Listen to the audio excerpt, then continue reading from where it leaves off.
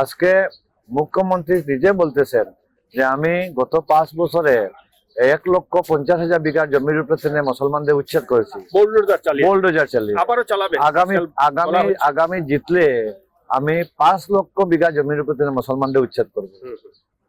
করিমউদ্দিন যদি সত্যিকারের মুসলমান হতেন তাহলে এটার প্রতিবাদ করতেন।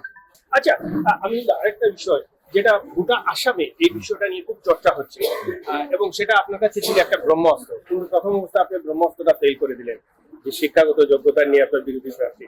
এবার তো তিনি MBA হলেন, বিজনেস ম্যানেজমেন্ট দেখবেন। দেখি কি বলবো, আমি যত বলি, আমি যদি বেশি বলি যে সুনাইর ছেলে মেয়েদের মানে যারা পড়াশোনা করতেছে এরা শিক্ষার প্রতি অনীহা আসে। কারণ একজন প্রতিনিধি 5 বছর আগে একবার বলবে হায়ার সেকেন্ডারি পাস করেছে আর ইঞ্জিনিয়ার হয়েছে, 5 বছর পরে বলবে ও ডিগ্রি পাস করেছে, আরো 5 বছর পরে বলবে ও MBA করেছে। আমরা জানি ম্যাট্রিক পাস করলে হায়ার সেকেন্ডারি পড়া যায়, হায়ার সেকেন্ডারি পাস করলে ডিগ্রি পড়া যায়, ডিগ্রি পাস করলে মাস্টার ডিগ্রি পড়া যায়। উনি হায়ার সেকেন্ডারি পাস করতে পারলেন না, ডিগ্রি কিভাবে পড়বে?